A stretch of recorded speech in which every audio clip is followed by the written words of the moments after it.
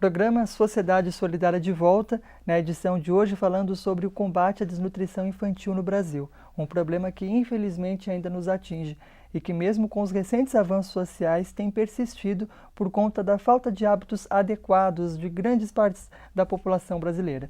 Para falar conosco sobre este tema, destacando também algumas iniciativas que têm possibilitado a essas famílias conseguirem ter hábitos mais saudáveis, nós conversamos com a diretora da unidade Zona Leste do CREM, o Centro de Recuperação e Educação Nutricional, Sônia Vendramin, aqui nos estúdios conosco. Bom, no bloco anterior, a gente já falava a respeito de como ocorre hoje a questão da desnutrição no Brasil e que, inclusive, ela aparece muitas vezes associada até mesmo a quadros de sobrepeso, de obesidade, por conta das famílias não necessariamente deixarem de se alimentar. Aliás, a senhora pontuava que isso no Brasil não acontece, mas por conta de se alimentarem da maneira inadequada. Bom, diante dessa realidade, quais são as estratégias e como o CREM tem trabalhado para conseguir fazer com que essas famílias possam, então, incorporar uma nova dieta? Então, aí começa um trabalho de educação nutricional que é um trabalho longo e difícil, porque você precisa ensinar tanto a criança quanto a família a comerem de forma adequada. Então, é uma tarefa que tem um caminho a ser percorrido. Bom, o primeiro passo para selecionar, por exemplo, essas crianças e essas famílias, como é que, por exemplo, um educador, alguém que está nos acompanhando agora, de repente tem uma suspeita de que pode conhecer algum caso, como saber que aquele caso pode de fato se tratar da desnutrição infantil e não de alguma outra coisa? Se é uma criança que, por exemplo, na turma é muito menor do que o grupo, ou é uma criança que fica muito doente, né? Eu acredito que não vale só dizer a mãe é pequenininha, o pai é pequeno, então ele também é pequeno, porque hoje já se sabe que a contribuição da genética em relação a esse aspecto da estatura da criança, do quanto ela tem potencial para crescer, é muito pequena, né? Então, isso é uma pista bem interessante. Se eu tenho um grupo de crianças e tem um que é muito diferente, essa é uma pista bem interessante. Agora, como os casos mais delicados, eles acabam chegando a merecer a atenção profissional, por exemplo, daqueles que atuam no CREM? Nós estamos lá com um tratamento em semi-internato das crianças justamente moderadas ou graves, né? A gente tem a desnutrição leve, moderada ou grave. São casos encaminhados por hospitais? São casos que podem ser acompanhados pelo CREM, moderado e grave, nós atendemos, e tanto em ambulatório como no próprio semi-internato. Precisa de um cuidado bastante grande. E como que essas crianças chegam? As próprias unidades escolares às vezes identificam, ligam para a nossa unidade e a gente acolhe em consulta e essa criança é avaliada, e se tiver então uma desnutrição que a gente considere ou moderada ou grave, ela é acolhida no semi-internato, senão ela é acompanhada pelo ambulatório.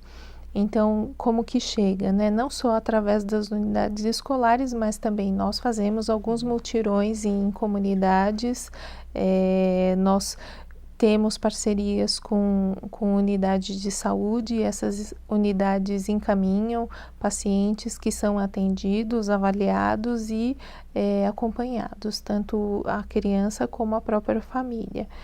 E aí como que a gente introduz como é esse trabalho de educação nutricional, né? Então a criança ela é apresentada aos alimentos e as refeições que são oferecidas são refeições que são elaboradas pelas nutricionistas, e elas são cuidadas de forma que a criança receba todos os nutrientes que são balanceadas, portanto. necessários. é a reação das crianças a esses pratos, pela experiência de vocês? Elas estranham muito, denunciam que comiam muitos produtos industrializados.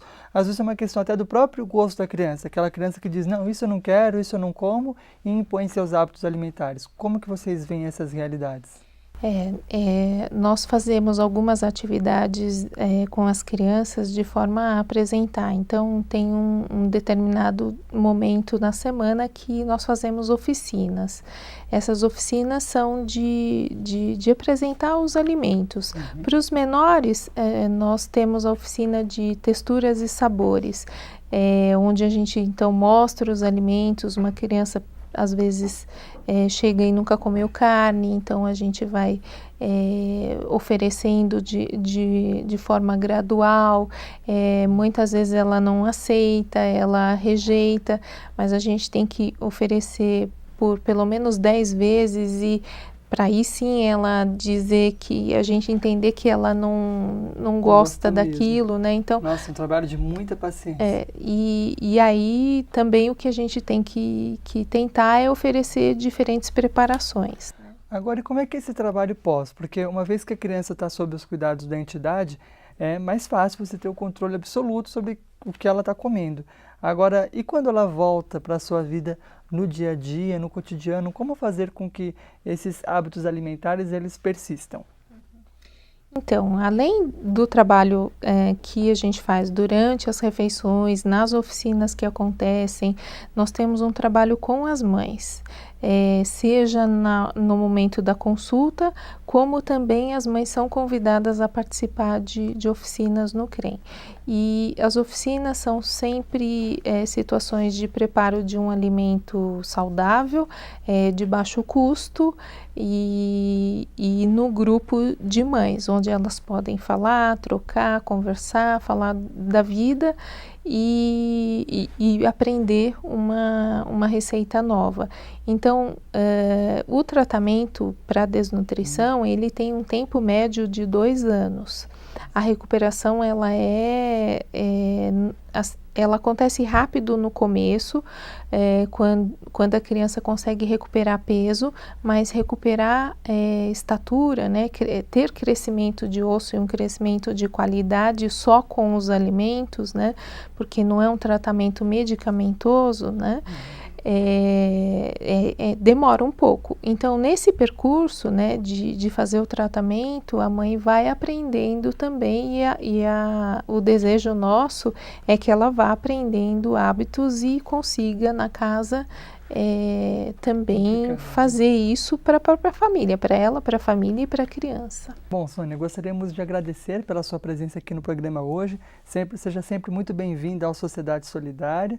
E, para finalizar, nós destacamos uma mensagem que fala muito a respeito da nossa responsabilidade, todos nós, cidadãos, em cuidar do futuro dessas crianças para que elas não sejam desrespeitadas numa questão tão básica quanto a alimentação e possam ter, sim, todas as condições para se desenvolverem, progredirem e participarem ativamente da sociedade.